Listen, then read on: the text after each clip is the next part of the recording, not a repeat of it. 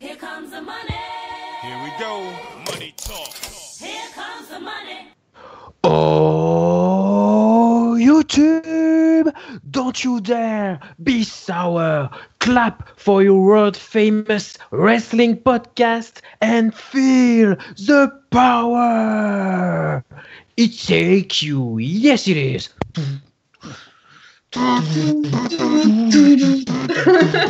Et oui, on se retrouve pour cette nouvelle édition du Before de SmackDown. Et on va clapper, voilà, avec le retour du New Day.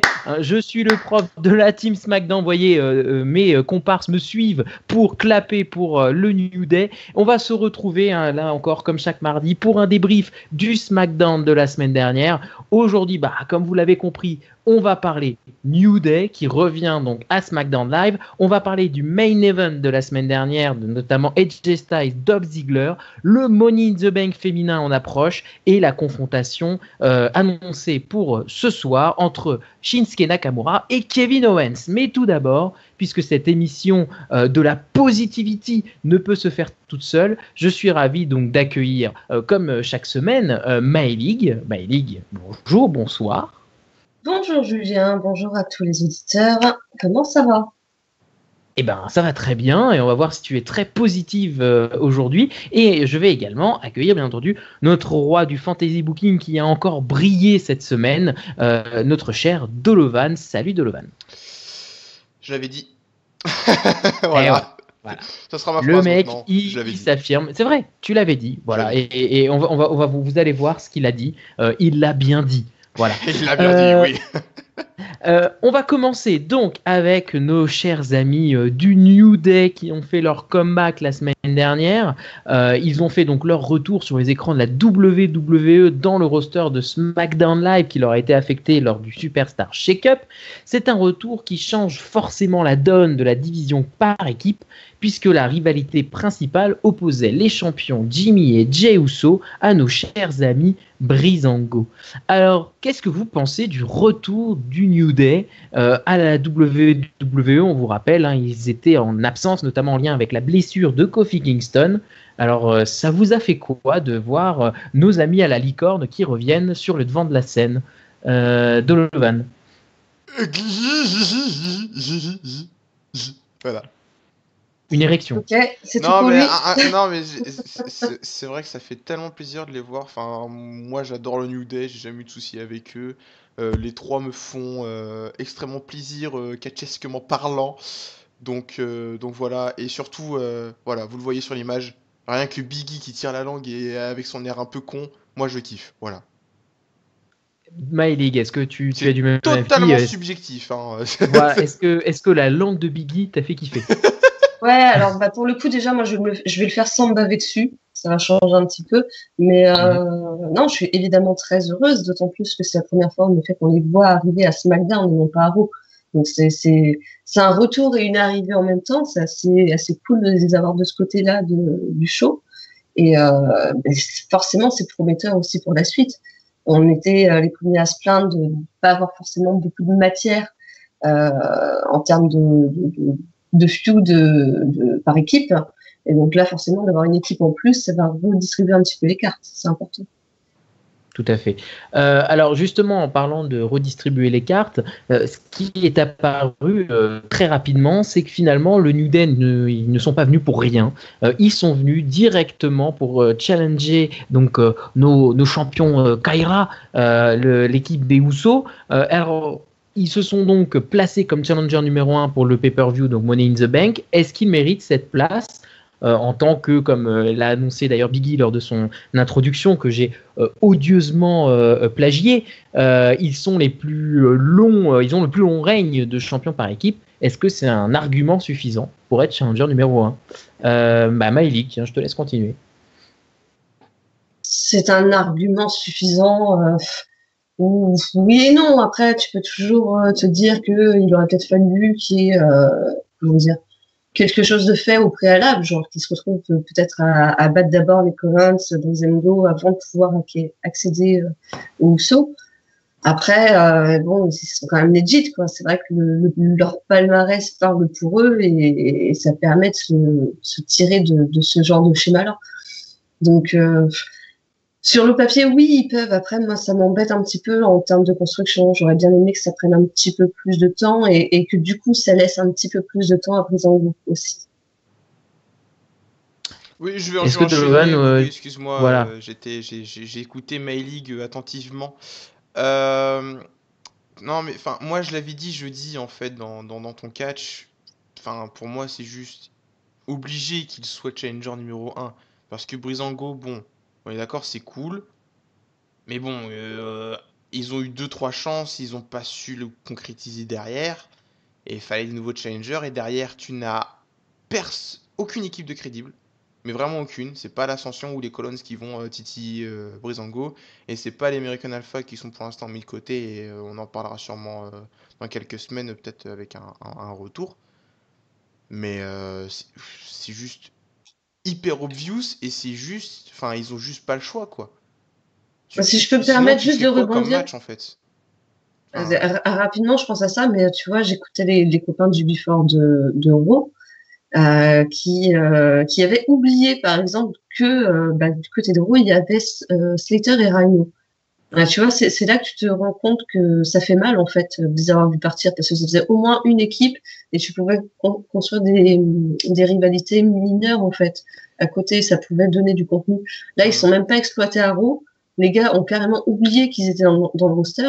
Alors que à SmackDown, même si voilà, on est bien d'accord, c'est pas les champions historiques, hein, ils n'ont pas marqué non plus d'histoire avec leur règne, mais ils avaient quand même une certaine popularité qui faisait que tu pouvais faire des trucs avec eux, quoi. Et au final, on fait plus rien et on serait bien content de les avoir encore du côté de SmackDown. ouais, c'est pas faux.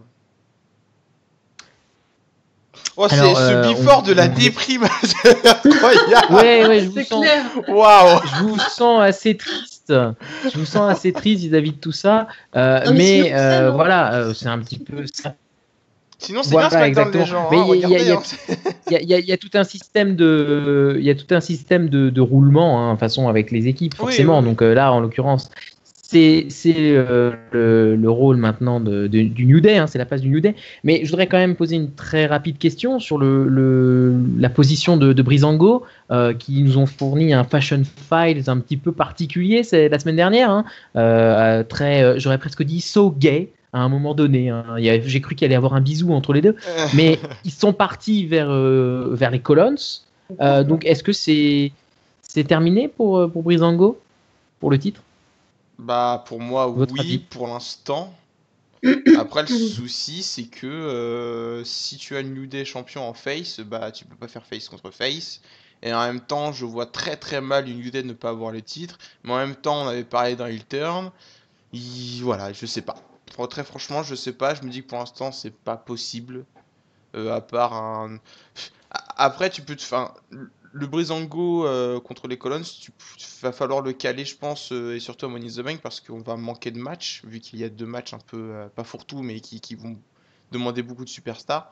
Donc, pour le coup, ça va être un programme, pour le coup, voilà, avec deux équipes où il n'y a pas de titre en jeu, mais au moins, ils sont utilisés. Ouais, tout à fait. Maïlik, tu es du même avis? Non, pas tout à fait. Moi, j'espère toujours pardon. J'espère toujours un triple threat, en fait, entre New Day, Breezango et Uso. Je pense qu'il y a encore possibilité de voir Breezango se rajouter, enfin, reprendre sa place même, en fait, dans la rivalité principale, et pour aboutir à une rivalité qu'on avait déjà évoquée entre Breezango et New Day. Pour moi, ça serait vraiment un truc super cool à voir. Ça permettrait aussi de remettre Uso dans les rivalités mineures, en fait, d'avoir quand même une équipe qui sait faire le boulot, mais voilà, pas en haut de l'affiche, si je peux me permettre l'expression. Tout à fait. Eh bien, on va suivre ça donc pour les prochaines semaines concernant le retour du New Day. Et on va passer à la question du main event de la semaine dernière qui a encore vendu du rêve à SmackDown, puisque la grande bataille pour l'argent en banque approche à grands pas. Oui, c'est le 18 juin et le jeu semble toujours aussi ouvert, puisque du côté de la team SmackDown, eh ben, on l'avoue, on a beau se poser des questions, à se dire qui serait le meilleur avec la mallette. chaque option est possible et est, on va dire, acceptable et même agréable à voir.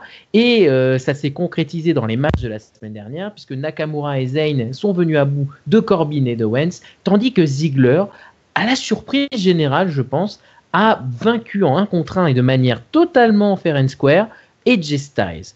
Alors moi j'avais envie de poser une question un peu générale par rapport à ce qu'on voit des 2-3 derniers SmackDown, de ces différentes rivalités, enfin de ces différents matchs entre les prétendants.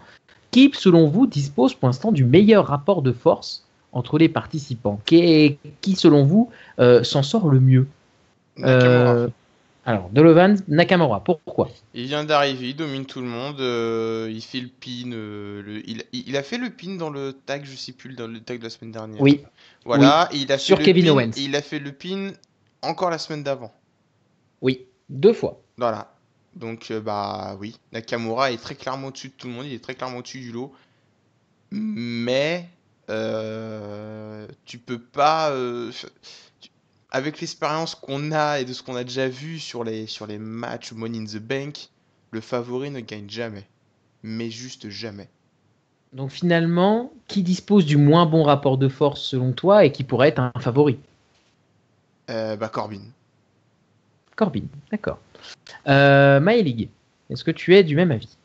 Alors, au début, moi, j'allais dire Owens, mais du coup, Donovan a démonté tous mes arguments parce que effectivement, c'est vrai que c'est Nakamura qui a fait le pin et il vient d'arriver, et c'est déjà une superstar. Et, enfin, c'est un Tu as le rapport droit avec de le penser public Owens. absolument hallucinant.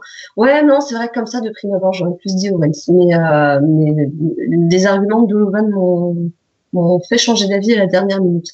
Donc, du coup, je m'incline. Et je suis aussi d'accord sur Corbin. On en a parlé déjà la semaine dernière. On était déjà d'accord à ce sujet-là. Je pense que Corbin a toutes ses chances de repartir avec la manette ce soir-là.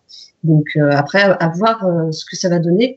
Par contre, c'est vrai que du coup, les rivalités qui commencent à émerger de ces matchs fourre-tout, dont on se plaint quand même assez régulièrement, il y a des choses qui vont en sortir. Et comme tu le disais en introduction, c'est vrai que toutes les options finalement nous plaisent ou presque, quoi. Il y a des matchs de rêve à la clé dans tous les cas. Et je pense qu'on est vraiment à une époque charnière. Tu nous disais un petit peu tout à l'heure en début d'émission, on avait l'air un petit peu tristoun et pas très emballé. Je pense que c'est ça le truc en fait, c'est que actuellement on a tendance à répéter un petit peu la même chose, mais c'est parce qu'on est justement à une période charnière qu'il y a des choses qui sont en train de se mettre en place, mais que bah voilà, on est obligé d'attendre encore un petit peu, mais on les voit arriver et putain, ce qu'on voit à l'horizon, c'est quand même vachement cool, quoi. Bah, le seul souci qu'il y a eu la semaine dernière pendant le match, c'est que c'était les pubs. Sinon, sans les pubs, en fait, ce match-là, c'était meilleur que Backlash tout entier. Ah, mais complètement. Donc bon, moi après, ce qui me fait un peu criser, c'est que Ziggler gagne. Ah bah moi ça me fait pas criser pour le coup, t'imagines bien. Bah Je suis oui, même assez heureuse. mais bon, est-ce que tu veux essayer d'équilibrer tout le monde, mais en même temps tu fais en sorte que Nakamura est meilleur que absolument tout le monde? Enfin, en fait, ça me perturbe un peu pour l'instant. On va voir, on a encore du temps, hein, mais pour l'instant, je suis un peu perturbé. Je voudrais bien voir Nakamura en difficulté. Je voudrais bien voir AJ Styles se remettre un peu dans la course. Je voudrais bien voir Zayn revenir aussi. En fait, je voudrais que tout le monde soit sur un piédestal et ce serait logique pour qu'on soit juste dans le qu'on soit perdu en fait pour le pronostic, comme ça l'était un peu pour dimanche soir, hein, avec le Fatal 5-Way ou du côté de Raw, où enfin perso j'avais un peu de mal à pronostiquer, et là j'ai envie d'avoir aussi un peu de mal à pronostiquer pour ce match du Money in the Bank. Je pense qu'il va sûrement se passer des choses ce soir et peut-être que voilà justement ce que vous attendez, cet équilibrage des rapports de force va peut-être avoir lieu, hein, avec un Nakamura qui va peut-être être passé à tabac. Très rapidement, la perspective d'une rivalité Styles-Ziggler, ça vous tente? Oui. Alors Maëlig qui à la suite de cet orgasme va nous expliquer pourquoi cette rivalité l'attente. Alors vas-y. Quelle mauvaise simulatrice je fais. Je ne remets pas en doute tes qualités. Moi aussi. Du coup, bref, revenons à nos moutons. Bah non, mais évidemment, Styles Ziggler, c'est un truc que j'ai déjà abordé en plus dans les Before pour ceux qui nous suivent régulièrement. Vous savez que ça fait quand même un petit moment que j'espère justement une rivalité entre Ziggler et Styles. Et je pense que sur le ring, ça peut vraiment être énormissime.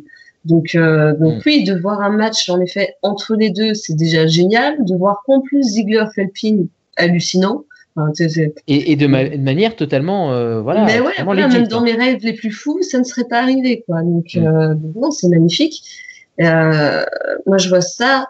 Je me dis qu'à côté, on pourrait très bien avoir, tout le monde voit, comment dire, Corbin, du coup, repartir avec la mallette et tout, mais je verrais bien aussi une rivalité entre Zayn et Nakamura, tu vois, se refaire un match Nakamura-Zayn comme celui qu'on avait vu à NXT, ça serait énorme. Enfin, il y a vraiment plein de choses qui m'emballent, en fait. C'est juste, faut laisser le temps au temps. Il nous reste encore 2 semaines, parce que c'est quoi, c'est dimanche, pas qui vient, mais dimanche prochain. Oui. Voilà. Donc voilà, on va arriver au bout. C'est juste que le temps que tous les échelons s'emboîtent, et voilà, ça arrive. Et en attendant, on s'ennuie un petit peu. Enfin, Prenez bien le temps. Prenez bien le temps. ouais. Voilà, exactement. Donovan, très rapidement, en une J'ai phrase. rien à dire de plus. Rien à D'accord, dire. très bien. Et bien comme ça, c'est réglé. On va donc maintenant s'intéresser un petit peu au choc de la semaine dernière, ce qui vraiment, je pense, nous a tous marqués, même si on s'y attendait. Voilà, on s'y attendait. C'est l'annonce officielle du Money in the Bank féminin. Qui a été magnifiquement booké par notre cher Dolovan, voilà, qui a su prédire l'avenir avec ce Fatal Five-Way qui opposait donc Charlotte, Carmella, Tamina, Natalia et Becky Lynch, qui est parti totalement en cacahuète et qui s'est soldé par un no contest. Et donc Shane McMahon a décidé d'arriver avec son petit jeu de jambes, là, la zizou, et sa petite musique pour dire, finalement, faisons quelque chose d'historique, faisons quelque chose d'inédit. Les women se battront dans le premier Money in the Bank féminin. Donc, déjà, est-ce que vous avez été étonné par la qualité du segment? Parce que, alors là, je donne mon avis, j'ai trouvé ça très bon par rapport à d'habitude. Et ce spot, notamment Charlotte-Natalia, c'était quand même assez sympa. Ah d'un coup, ça relève le niveau, hein. Ah mais oui, D'un oui, coup, vraiment. on a envie de regarder, tu vois. Parce que D'un même les coup, prises à l'extérieur étaient quand même très bonnes. D'un coup, le Naomi, Natalia, parce que oui, j'avais parlé de Natalia, challenger numéro 1, enfin challenger numéro 1, excusez-moi. C'était du total bullshit, hein, excusez-moi d'ailleurs. Oh ouais. C'est pour vous dire, hein, dans les coulisses, hein, c'est moi qui ai dit à Dolovan qu'il avait dit de la merde. Voilà, c'est ça. Et j'avais pas. Mais pourquoi, Natalia? Non. Oui, non, mais c'est ma faute, my bad. Tu t'es rattrapé. Et du coup, voilà, moi perso, ça me. Merci. On va avoir quelque chose de nouveau, quelque chose de neuf. Sûrement un challenger qui pourrait être mieux que ce qu'on avait eu auparavant. C'est-à-dire, enfin, en gros, moi, je veux pas de Becky, je veux pas de Natalia. Après, Charlotte, Tamina, Carmella, bon, faut voir. Je parle pas de qualité in ring, hein, je parle plus de ce qui peut se passer à côté, de leur avenir, et puis comment tu peux utiliser les quatre choses derrière, quoi. Enfin bref. Mais du coup, voilà. Ce qui est cool, c'est que je l'avais dit déjà, que le segment était vachement violent, ça partait dans tous les sens, c'était vraiment incroyable. Et puis Shane qui arrive genre comme une belle fleur qui arrive après le champ de bataille, tu sais. Tout le monde est mort, lui il arrive. Ah ça va? Comment ça va? Atlanta, tout va bien. Ouais. Même pas. C'était assez décalé. Ouais, voilà. Donc bon, ça c'était assez drôle et du coup l'annonce qui fait plaisir. Et voilà, moi je suis content. Mais je crois par contre que Minou elle est pas d'accord. Ah. Maëlie n'est pas d'accord, donc je vais te poser les questions, hein. Est-ce que tu as été étonné par le segment, est-ce qu'il t'a plu? Et puis je rajouterais juste pour, on va dire, pas perdre trop de temps, est-ce que tu as aimé cette table brisée par notre chère Charlotte Lotte, hein, qui a fait passer Natalia à travers le bois dès la table des commentateurs? Alors, par où je commence du coup? Je suis pas d'accord, oui et non. Faut pas présumer non plus de mon avis, Dolovan, mais je trouve ça cool. Après, c'est juste que j'aurais préféré que ça arrive l'an dernier quand on avait un roster complet qu'aujourd'hui, alors qu'on n'a qu'un demi-roster. voilà, je trouve ça un petit peu dommage. Après, sur le principe, évidemment, je suis contente. Évidemment, enfin, je veux dire, on a un premier match, un premier Money in the Bank match féminin. C'est historique. Donc oui, forcément, je suis quand même contente de ça. C'est juste que j'aurais préféré que ça arrive à un autre moment. Après, comment dire, l'autre question, c'était concernant Natalia, c'est ça? Bah, Oui. Natalia, à travers une table, oui, évidemment, je suis contente. Oui, je suis très contente. Depuis le temps que je rêve de la voir passer au travers d'une table, ça n'a pu me faire que du bien. Non, non, je rigole. Je ne souhaite de mal à personne, mais c'était cool. Enfin, moi, j'ai bien aimé. On a enfin vu ce qu'on avait envie de voir de la part de la division féminine. C'est surtout ça qu'il faut retenir de cet épisode de SmackDown, je pense. Je dirais juste que je pense qu'on a vu aussi, c'est que c'est quand même Natalia qui reste la patronne des women à SmackDown. Puis c'est quand même elle qui a Quoi? pris le spot, qui a pris le Attends, spot quoi, Bah, On n'est pas du je veux tout dire, d'accord là-dessus. Ah non. dans les coulisses, je parle, dans les coulisses Mais qu'est-ce que t'en et sais, dans ça? le booking. Bah, parce que c'est quand même elle qui a pris le spot des escaliers et qui a pris le spot de la table. Bah, Donc moi je pense que c'est quand même parce que ils savent qu'elle elle gère, parce qu'il faut quand même le gérer quoi, ce genre de spot. Enfin je sais pas ce que vous en pensez. Vous avez pas l'air oui, bon, d'accord, vu comme mais ça, moi je pense que peut-être, c'est mais quand en même tout cas, la une- boss de tout roster confondu, Ah oui, c'est ça reste Charlotte. Charlotte, puisque c'est elle qui porte, elle porte les prises, donc elle est aussi comprise dedans. Mais par exemple c'est pas Carmela qui a traversé la table quoi. Oui, non, d'accord, ok, Oh, mais Carmela a bien pris aussi, hein. Oui, C'est elle a bien balancé pris, c'est quelques vrai. fois. Oui, c'est vrai, mais là, en l'occurrence, je trouvais que le choix de Natalia était une bonne chose, parce que c'est quelqu'un où on sait que ça va être bien fait. bah tu Voilà. peux dire que c'est la Je- top heel de SmackDown, et là, ok. Mais sinon, Alors, faut pas l'oublier, ça reste une vétérante, et ça reste quand même celle qui, je pense, a son importance dans les coulisses de SmackDown. Ça, il faut pas non plus le négliger. Enfin, je pense pas. Juste ce soir, on a des échelles ou pas? ouais. Oh ouais, ce serait bien. Dans quel contexte? Puisque Bah, Donovan tu sais, s'est révélé être un un segment, excellent booker, un segment micro à la con, et voilà. Avec des et échelles à puis une côté, échelle. avec des décors avec plein d'échelles partout. Puis voilà. Maëlig? Non, peut-être plus la semaine prochaine. Parce que là, du coup, il nous reste encore un épisode avant le pay-per-view. Je vois plus ça la semaine prochaine. Enfin, oui, 2 épisodes en Ça comptant dépend celui-là. parce qu'en fait, t'as deux segments avec des échelles à faire pour le Money in the Bank féminin et masculin. Donc, faut voir comment ça se cale. Ouais, bah, ils vont tout monter dans la même soirée. Tu crois quoi? Les gars, ils vont se casser les couilles à déplacer toutes les échelles les 2 semaines de suite, alors que tu peux tout faire en même temps. Ils vont pas se faire chier. Enfin, moi, Oui, je c'est possible je me qu'ils ferais pas rentabilisent chier. le temps. Ouais. Hum, hum, hum. C'est possible qu'ils rentabilisent le temps. Voilà. Après, pour les questions un peu plus complexes, voilà, il y aura dans ton cas, puisqu'il y a deux, trois questions qui sont dans mon esprit, mais que bon, on n'a pas le temps de poser aujourd'hui. Donc voilà, hein, je fais un peu de teasing pour l'émission On de n'a jeudi. pas le temps de les développer, surtout. Voilà, exactement. Donc, on prendra le temps de bien développer cet aspect-là, qui est quand même assez incroyable, hein, c'est ce Money in the Bank féminin, lors du Dans ton catch, hein, de jeudi, qui va arriver donc dans 2-3 jours. On va également enfin finir par la confrontation qui, elle, est annoncée et sûre. C'est bien la seule d'ailleurs, hein, puisque je vous rappelle que lorsque nous enregistrons les petites previews SmackDown de la WWE, on se les taille en biseau, hein, comme diraient les autres. Donc, on sait qu'il y aura une rencontre Nakamura-Owens qui a été annoncée donc, la semaine dernière. Kevin Owens en danger, hein, deuxième fois qu'il prend le tombé du King of Strong Style, et la menace pèse à la fois sur le Money in the Bank, mais également sur sa ceinture à la bannière étoilée. J'avais une première question. Est-ce que c'est une bonne idée de maintenir les références à Chris Jericho dans les promos d'Owens, puisqu'il a présenté un Kevin Owens Highlight Reel? Est-ce que c'est une bonne idée ou est-ce que maintenant, bon, on peut laisser tomber un petit peu ces références-là et faire des segments Kevin Owens, quoi. Ça peut vouloir dire qu'une seule chose, c'est que la WWE est sûre du retour de Jericho dans un avenir pas trop lointain et que du coup, on aura la der des der dans pas trop longtemps, avant la fin de l'année. C'est ce qui apparaît comme le plus probable, en effet. Ben, c'est obligé, c'est pas possible. Enfin, moi je le vois pas comme ça, en fait, je le conçois pas comme ça. De se dire, enfin, de faire des références à chaque fois, c'est dingue, hein, les références qu'il fait à Jericho tout le temps. Mm. tout à fait. C'est quand même incroyable, il a l'air de Et toujours... ça te pose pas de problème. De...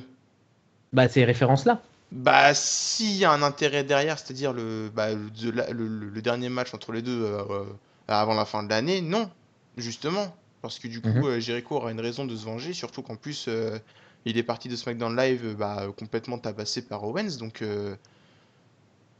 non, c'est en fait une storyline. Enfin, moi, je trouve ça hyper intelligent. On verra ça beaucoup plus tard, mais c'est très intelligent de faire ça, je pense. Tout à fait. Après, c'est soit intelligent, soit un petit peu un spoil. Mais bon, de ce qui va se Ouais, passer mais en dans même quelques mois. temps, faut garder les gens en haleine, se dire, tiens, il y a quand même C'est sûr. Jericho, et bref, voilà. Tout à fait. Maëlig, tu es du même avis? Je ne saurais quoi rajouter. Donovan a tout dit. Eh ben alors, je vais te faire la transition avec la question suivante. C'est est-ce que Shinsuke Nakamura, il s'intègre bien dans ce système donc de SmackDown, de la WWE, où il doit apparaître beaucoup plus fréquemment que ce qu'il faisait à NXT? Est-ce que ça marche bien ou est-ce que ça marche moyennement? Ah, c'est pas évident comme question en fait, parce Je que ben non, mais c'est vrai qu'il y avait un côté un petit peu plus événementiel en fait dans ses entrées quand il était à NXT. Il y avait quelque chose de moins récurrent. Là, c'est pareil. Enfin, tu te rends compte aussi la longueur du theme song. Enfin, tu vois, des mecs comme Taker ou Nakamura, ils font pas leur entrée en 2 minutes, quoi. Donc automatiquement, il y a une certaine lourdeur quand même dans le programme, quoi. Donc il y a plein de petits éléments comme ça en fait. Excuse-moi, il y a plein de petits éléments comme ça en fait qui me font penser un petit peu à l'instar de Finn Balor et l'entrée en démon. Il y a des choses qu'on doit garder en fait que pour des pay-per-view, que pour les gros événements. Et je serais pas contre un petit peu moins Enfin, c'est compliqué, tu peux pas tout enlever en fait Ouais, de son entrée, voilà, mais comment en tu faire veux, trop. comment tu veux remixer en fait son entrée version weeklies en fait, c'est ça le truc. Bah ouais, la rendre un petit peu plus light, je sais pas, tu vois, au niveau des effets, peut-être de lumière, ou mettre qu'une boucle et pas 15 boucles de Sazik, enfin, tu vois, raccourcir un petit peu le truc, quoi. Ouais, parce qu'après il a une connexion avec la foule que tu peux pas enlever, et je pense que les spectateurs qui sont présents dans la salle à SmackDown Live, ils veulent voir Nakamura, ils veulent avoir l'aura de l'entrée de Nakamura, comme à chaque fois en fait Undertaker Ouais, ils fait un veulent avoir le événement. total package, mais après le total package, tu vas au Quand par quand le Taker était là toutes les semaines, c'était pareil, hein. Ouais, mais on est à SmackDown, tu vois, t'as plus que 2 heures de show et t'arrives déjà même pas à trouver de Ça place prend du sur, temps. SmackDown il y a quelques bah ouais. années, c'était 45 minutes sans les pubs, hein. Ouais, c'était pas en live. C'était pas en Euh, live. Ouais, donc tu dis que tu t'avançais avec la télécommande et du coup c'est... Oui, bon, ok, mais ouais, je sais pas. Alors, Moi, ça me gêne pas tant que ça en fait. Je trouve que c'est un peu un faux problème, mais... je vais juste clore un peu le débat pour qu'on finisse cette émission. Est-ce qu'il y a juste un danger, selon vous, pour la ceinture des États-Unis? Est-ce que Kevin Owens peut être menacé par Shinsuke Nakamura sur ce titre? Bah, ce qui serait cool, Donovan. c'est que Nakamura... Enfin, en fait, je sais pas comment booker Nakamura... Enfin, Kanamura, d'accord. Nakamura.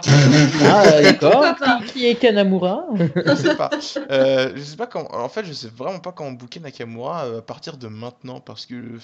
Moi, il me déçoit, hein. J'aime bien Nakamura, mais il me déçoit niveau qualité in-ring.